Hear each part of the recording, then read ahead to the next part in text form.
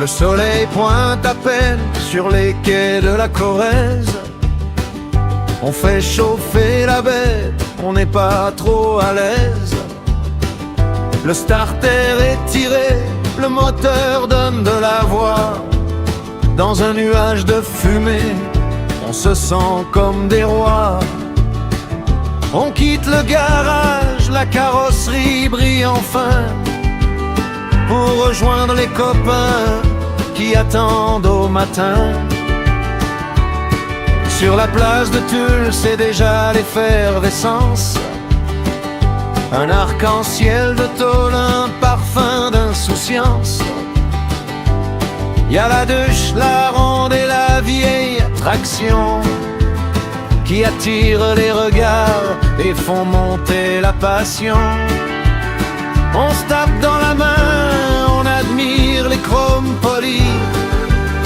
Sous le regard des tours, le décor est joli.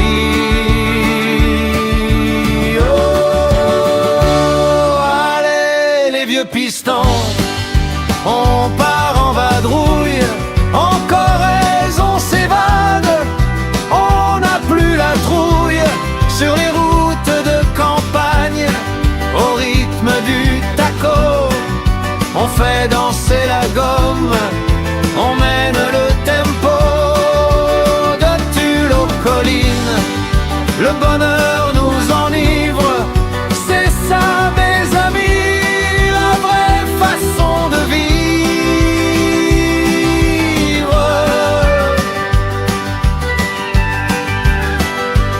C'est parti le convoi en file indienne, on s'élance à travers les châtaigniers, quelle belle romance. On traverse les bourgs aux vieilles pierres de grès. Chaque virage nous offre un nouveau grand secret. Le vent dans les cheveux, le coude à la portière. On salue les passants, on en est plutôt fiers. On s'arrêtera plus tard près de Chamboulive pour un bon repas, une boisson entre convives. On partagera le pain et quelques souvenirs de ces mécaniques d'or qui nous font tant sourire. La journée passera comme un rêve en plein jour. Dans nos vieilles voitures, on se promet le retour.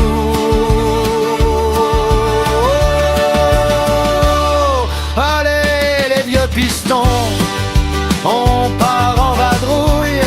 En Corrèze on s'évade, on n'a plus la trouille. Sur les routes de campagne, au rythme du taco, on fait danser la gomme, on mène le tempo. De Tulle aux collines, le bonheur nous enivre. C'est ça mes amis, la vraie façon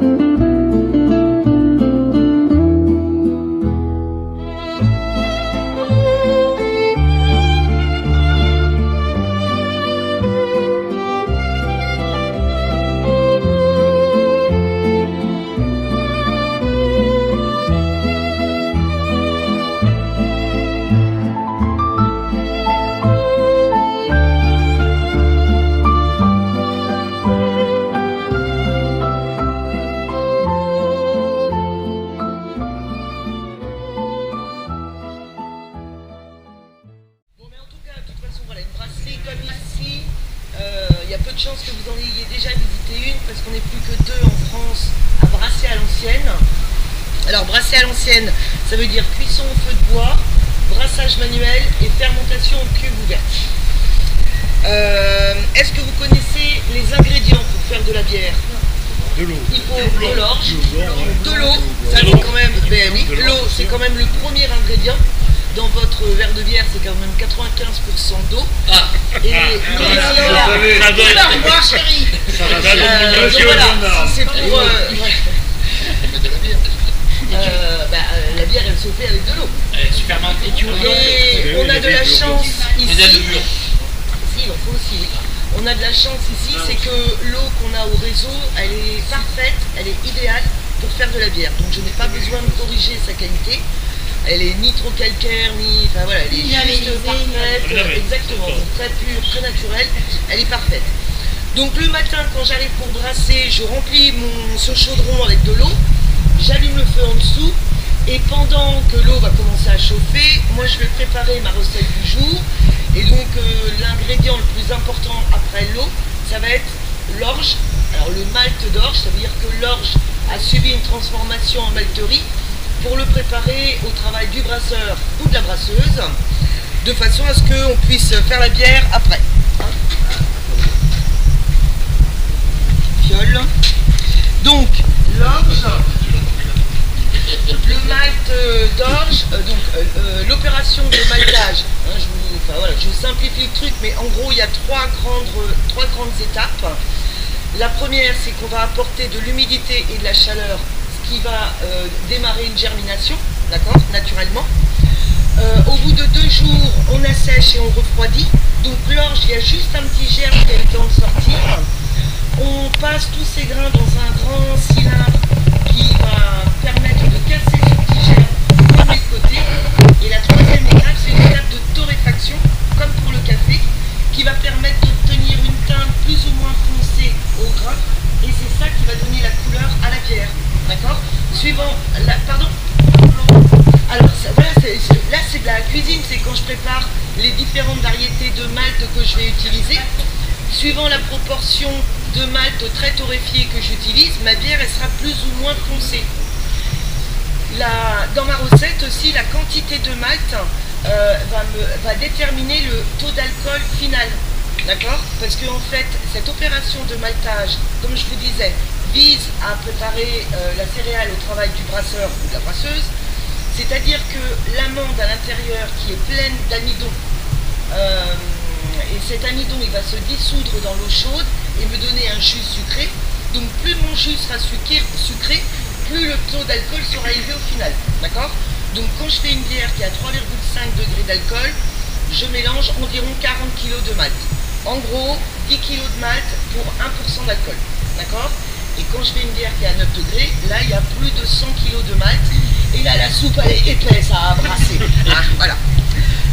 Donc pendant que mon eau est en train de chauffer, je prépare ma recette de mes différentes variétés de malt dans des proportions plus ou moins importantes.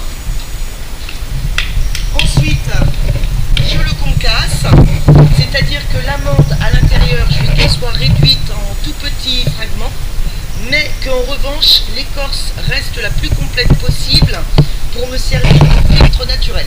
D'accord? En fin de matinée, je suis à la bonne température, c'est-à-dire que je suis aux alentours de 60 degrés dans mon chaudron. Quand je suis à 60 degrés, c'est bon, j'y verse le malt, et là, avec mon fourquet, je vais brasser. D'accord? Je mélange. Voilà, pagaie, appelez ça comme vous voulez, mais le nom officiel, c'est un fourquet. Donc, et ça, cette étape-là de brasser, vraiment mélanger les céréales avec l'eau chaude, va durer 1h30. Je vous rassure, c'est pas 1h30 sans interruption. Je brasse, je laisse poser, je remets du bois pour monter en température, je rebrasse, je laisse poser, voilà. Le but, c'est qu'en 1h30, je passe différents paliers de température qui sont assez précis. C'est 62, 65 et 68 degrés, d'accord? Et un dernier palier plus technique à 70 degrés qui, celui-ci, vise plutôt à faciliter la filtration. Donc, Exactement, voilà, c'est là où ça se complique. C'est oui. que cette montée en température, il faut quand même qu'elle soit contrôlée, qu'elle soit progressive, et effectivement, ok, c'est pas ça. Le secret, c'est bien sec et couper fin. Ça me permet de maîtriser la montée en température, que ça n'aille pas trop vite ni trop lentement. Voilà.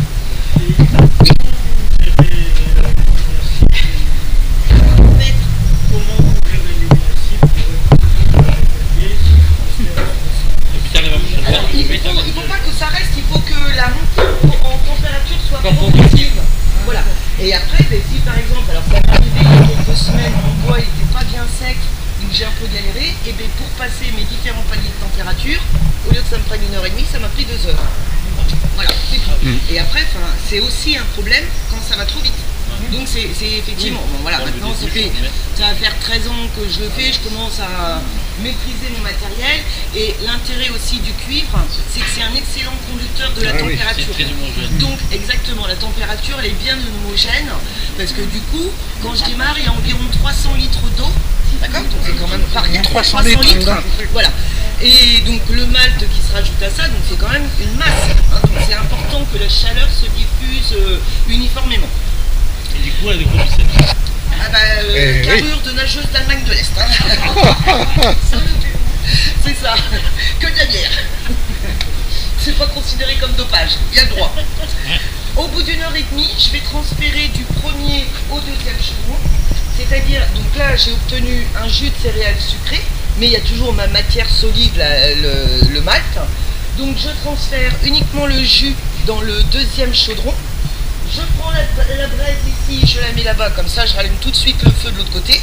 Et là par contre je m'occupe pas des températures, je charge. Le but c'est d'arriver à ébullition le plus rapidement possible, hein, parce que plus ça prend de temps, plus la journée se rallonge. Donc quand je suis à ébullition, je vais la maintenir pendant 1h30. Donc ça, comme on parlait d'inertie, là du coup je mets une grosse bûche. Et voilà, encore une fois c'est du cuivre, donc c'est quand même pas mal. Pendant le temps de cette ébullition, c'est là où on va ajouter l'autre ingrédient qui est le houblon. Alors le houblon, c'est une liane, d'accord, c'est une plante, une liane qui va pousser, ça pousse n'importe où dans la nature, il n'y a pas besoin il n'y a pas des conditions très très compliquées pour réussir à avoir du houblon. Ce que ça demande, c'est d'avoir les pieds au frais et la tête au soleil. C'est pour ça que ça pousse bien dans les marais, d'accord, au marais du Brozou.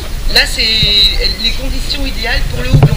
Et dans ces cas-là, quand il pousse de façon spontanée et sauvage, il va s'accrocher aux arbres, d'accord, et il grimpe en haut. Quand ensuite c'est cultivé, on va tendre des grandes ficelles, parce que ça monte à 8 mètres de haut, quoi. À l'extérieur, bon, là ça prend un grand intérêt parce que ça sort à peine, mais juste à l'extérieur j'en ai planté du houblon. C'est pour ça qu'il y a des ficelles là, tu sais, qui vont au-dessus du hangar. Et là ça a commencé à sortir, d'accord. Et au fur et à mesure ça s'entoure autour de... T'es sûr que si, mais c'est une plante qui est très, qui est résistante. Hein. Oui, ça revient chaque année, quoi. J'ai planté une fois et voilà, quoi, à moins qu'il y ait un problème, voilà. Mais ça ressort.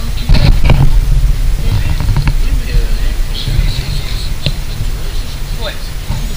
Donc le houblon, donc c'est les fleurs qu'on va utiliser pour aromatiser notre mou de bière. Alors moi je l'utilise principalement en pelé. Ça veut dire que la fleur a été récoltée, séchée, réduite en poudre et recompactée en petits granulés. D'accord ? Le houblon, il apporte l'amertume et les notes aromatiques. Donc, encore une fois, là c'est de la cuisine. Suivant si je veux une bière très aromatique ou très amère, je vais utiliser différentes variétés de houblon et dans des proportions plus ou moins importantes. En comparaison de la quantité nécessaire, d'accord, par rapport à l'orge, hein, je vous disais, j'utilise entre 40 et 100 kg d'orge par brassin. Le houblon, je vais utiliser entre 300 et 900 grammes. C'est très puissant, quoi, le houblon. Voilà. Donc, mon ébullition se déroule ici, je la maintiens pendant 1h30, j'ajoute mon houblon, ce qui fait qu'en fin d'ébullition, j'ai un jus de céréales sucré et aromatisé grâce au houblon. Okay. À ce moment-là, je transfère à nouveau, mais cette fois-ci dans ma cuve de fermentation. Et pour pouvoir ajouter le premier ingrédient qui est la levure, il faut que je sois à 24 degrés. Donc là j'étais à ébullition, donc à 100, et il faut que voilà, la température baisse, parce que sinon ça me brûlerait les levures, hein, d'accord? Les levures c'est des organismes vivants. Donc il y a deux solutions, soit j'attends que ça refroidisse et je reviens demain matin et je me fais la levure, mais pourquoi pas, hein, pourquoi pas. Mais ce serait pas une bonne idée. Alors non, c'est pas forcément ce problème-là, c'est juste, enfin, si vous voulez, quand je suis à ébullition, je suis dans un milieu stérile. Et une fois que la fermentation elle est activée, c'est pareil, je suis à l'abri des contaminations. Donc on va chercher à raccourcir le laps le temps entre la fin de l'ébullition et le démarrage de la fermentation, qui soit le plus court possible pour limiter les risques potentiels de contamination. Et du coup pour ça, voilà. Mais vous séchez, vous connaissez l'histoire déjà. Non, mais j'ai repéré. Et voilà, c'est ça. Donc je vais utiliser ce serpentin en inox, d'accord, qui est branché, vous voyez là les tuyaux qui passent là et qui vont jusque dans le tank là-haut. Dans le tank, j'ai une réserve de 2000 litres d'eau qui donc est à 4 degrés, hein, d'accord. Je le branche le matin, comme ça l'eau refroidit. J'ai mes 2000 litres d'eau à 4 degrés qui vont circuler en circuit fermé dans mon serpentin. Et en gros, en 1h30, je suis à la bonne température. Je peux rentrer mon tonneau dans le local de fermentation, mettre la levure. La journée est terminée, et tant mieux parce qu'on est aux alentours de 21h. Voilà. Donc c'est des grosses journées, alors pas forcément hyper intenses, mais voilà, c'est une longue journée de travail. Ça occupe. Ouais, exactement, ça occupe. Et c'est pour ça d'ailleurs que j'aime bien avoir des visiteurs aussi les jours où je brasse. Voilà. La journée est longue. Ensuite, ça va rester en fermentation primaire, donc dans mon tonneau pendant 9 jours. D'accord? Donc, au principe, l'organisation de ma semaine, c'est le mardi, je brasse. Et ce que j'ai brassé mardi dernier, je vais l'embouteiller jeudi de cette semaine. D'accord? Ça me fait mes 9 jours de fermentation. Au moment de l'embouteillage, ah oui, on n'a pas parlé de la levure, donc très important, la levure qui va lancer la fermentation. Et le boulot de la levure, elle va manger le sucre qui est disponible dans mon mou de bière, d'accord? Donc plus le mou est sucré, plus la proportion de malt aura été importante, plus elles vont manger, et pour une molécule de sucre ingérée, elles vont donner une molécule de gaz carbonique et une molécule d'alcool, d'accord? Mais ma fermentation se fait en cuve ouverte, donc le gaz carbonique il s'en va, d'accord? Au bout de 9 jours, au moment de l'embouteillage, je vais remettre une dose de sucre, ce qui va redonner à manger aux levures, et elles vont recommencer leur cycle dans la bouteille ou dans le fût, qui cette fois-ci est étanche, capsulé. Voilà. Et donc cette refermentation en bouteille ou en fût dure entre 2 et 3 semaines, suivant les températures extérieures. Parce que s'il fait trop froid, les levures, elles n'ont pas très faim, elles y vont tout doucement. S'il commence à faire meilleur, ça y est, ça s'agite et ça va plus vite. Et donc au bout de 2 ou 3 semaines, on va pouvoir faire l'étiquetage et ce sera bon pour la commercialisation. L'avantage, alors moi c'est comme ça que je procède, d'accord? Mais dans l'industrie par exemple, au moment de l'embouteillage, ils injectent du CO2 directement dans la bouteille, ce qui fait que, enfin, du coup on gagne du temps, hein, parce que du coup le jour même ou dès le lendemain ça peut être dans les rayons, d'accord? Mais moi j'aime pas parce que ça fait des grosses bulles qui claquent dans le palais et qui font rôter. Vous voyez, comme un peu le champagne, quoi. Voilà, j'aime pas ces grosses bulles là. Et le fait de procéder à cette carbonatation naturelle, d'accord, ce gaz carbonique il est fait naturellement, ça donne des bulles beaucoup plus fines et je trouve beaucoup plus agréable. Mais ça prend plus de temps, forcément. Voilà, je vous ai dit à peu près essentiellement comment ça se déroule. Je vais juste ajouter une précision par rapport au malt. Donc on a parlé essentiellement de l'orge, parce que donc la bière c'est la boisson la plus ancienne et la plus universelle. On a toujours fait de la bière sur tous les continents, avec la ressource céréalière la plus abondante, d'accord? Et nous en Europe, alors donc en Asie on faisait de la bière avec du riz, en Afrique avec du sorgho, du millet, du maïs en Amérique, voilà. Et nous en Europe on utilisait principalement l'orge, parce que d'abord le blé il est moins top pour faire de la bière, et puis surtout on le gardait pour faire le pain. Voilà, c'était quand même la base pratiquement de l'alimentation. Et du malt de blé, on en utilise dans la bière blanche. Et c'est ça qui va donner cette turpitude. Vous voyez, c'est pas limpide, une bière blanche, c'est toujours un petit peu opaque, un peu trouble, voilà. Et cette couleur un peu laiteuse. Voilà. Et ça, c'est parce que ça vient du blé. Voilà. Et c'est ce qui donne le nom de la bière, parce qu'à la base, c'est une bière de style allemand. Et au moment de la traduction, il y a eu une erreur entre blanc et blé. Et du coup, on dit une bière blanche, mais le nom officiel, c'est bière de blé. Voilà. Pour continuer sur ces histoires de style de bière, on va passer de l'autre côté, à moins que vous ayez des questions. Et c'est une bière blonde de type Pils. On va dire ça, c'est la bière basique, légère, rafraîchissante, parfaite l'après-midi en terrasse pour se désaltérer. Bière de fermentation basse. C'est lié aux températures pendant la durée de la fermentation primaire, d'accord? Mais typiquement, les bières de fermentation basse sont des bières très désaltérantes. Là, on est à donc 3,5 en alcool, donc je vous dis, c'est parfait l'après-midi en terrasse. Donc là, j'ai une IPA, il n'y en a plus.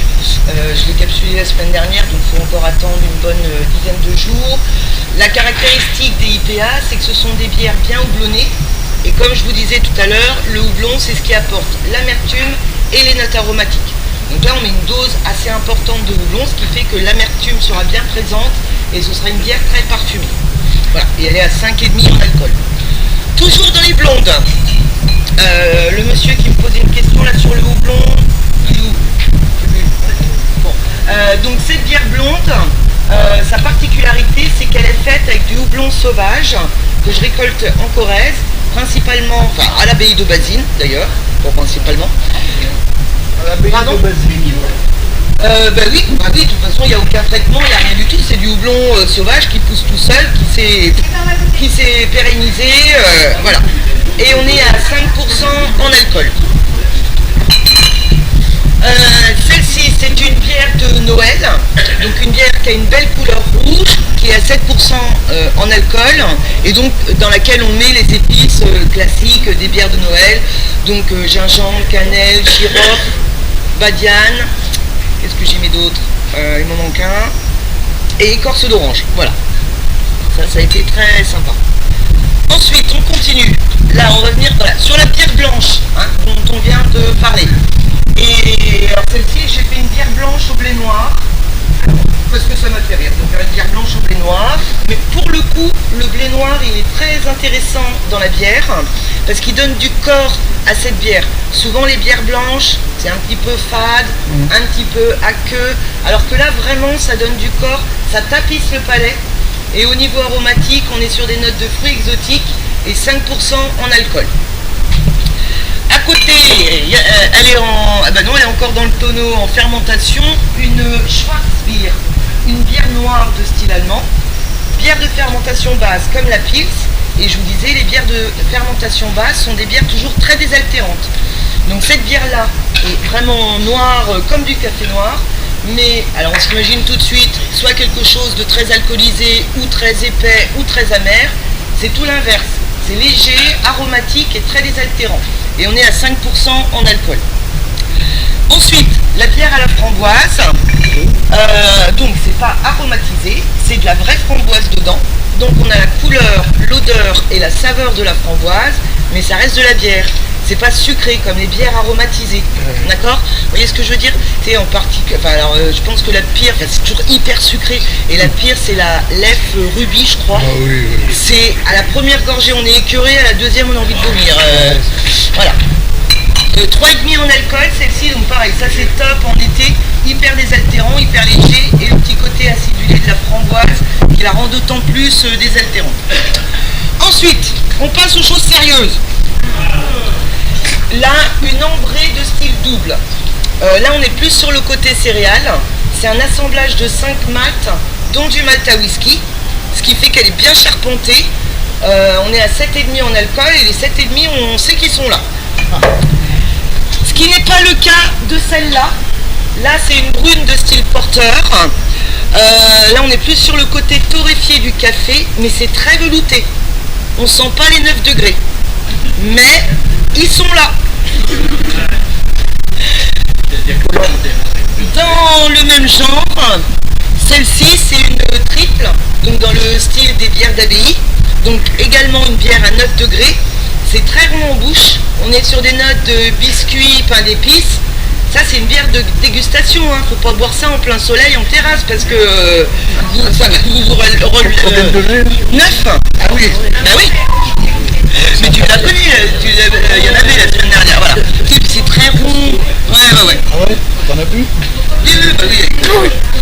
Et la dernière, qui est une Strong Ale, qui chez moi s'appelle la Strong Female, une bière rousse, douce, avec des notes épicées, et on est à 6,5 en alcool. Et celle-ci, c'est celle que je vous propose à la dégustation, parce que c'est celle que j'ai à la pression, et c'est celle que tout le monde apprécie. Voilà,